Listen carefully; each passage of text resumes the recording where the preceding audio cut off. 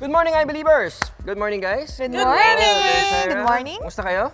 Okay naman. Ready Excited. na mag-experiment? Yes! Alright. Ito, may tanong ako. I'm sure narinig nyo na yung scientific term na survival of the fittest. Alam ko yan. Yung sinasabi Sige dyan, yung sa isang species, yung individuals na pinakamagaling na mag-adapt sa environment, yun ang mabubuhay. Tamang-tama ang sagot mo dyan, Shaira. Kayo, ano bang mga adaptations na ginawa nyo na during this whole pandemic and yung nagka-lockdown tayo? Ako, mas madalas na ako maghugas ng kamay. Tsaka hindi na ako basta-basta humahawak ng mga bagay-bagay. What if meron tayong robot arm? At kaya ng robot na gawin kung ano man ang dapat gawin ng mga kamay ng tao? Meron ba nun? Oo nga. Ba't hindi natin tanungin si Miss Maylene Abiva, ang President and CEO ng Felta Multimedia. Miss Maylene, ano ba itong gadget na dala-dala niyo dito?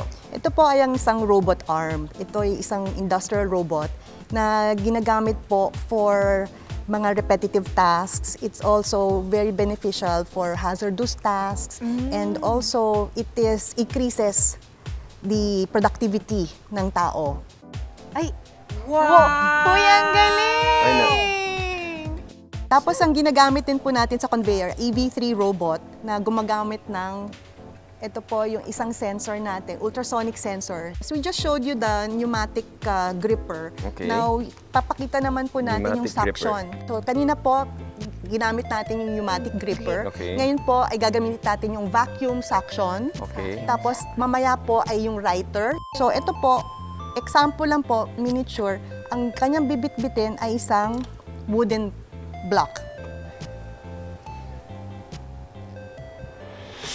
Wow! Pwede na siyang Nabuhat! Nakaka-amaze. So, Inigop lang, no? Eksakto.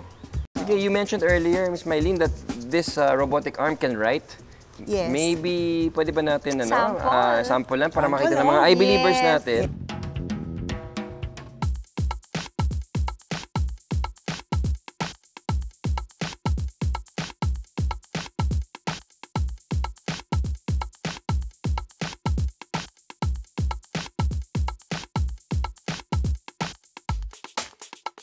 Okay guys, ano masasabi nyo sa ating Tobot robot arm?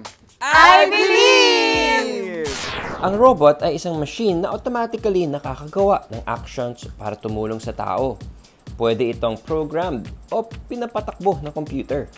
Isa sa mga unang robot ay ang steam-powered pigeon noong 400 BC. Sa modern times, ang kinikilalang first industrial robot ay ang Unimate robotic arm na 5 years dinevelop at lumabas noong 1969. Ang 5 basic parts ng industrial robotic arm ay number 1, main controller, 2, robotic arm, 3, drive system, 4, end of arm tooling, and 5, sensors. Main controller yung utak ng buong system. Robotic arm, yung parte na nagbabago ang posisyon. Drive system, yung power o motor na nagpapagalaw sa arm. End of arm tooling, yung kinakabit sa dulo ng arm para sa iba't ibang function gaya ng suction, grip, drawing, laser engraving o 3D printing. Panghuli, ang sensors na nagbibigay ng impormasyon about the environment ng robot. I believe.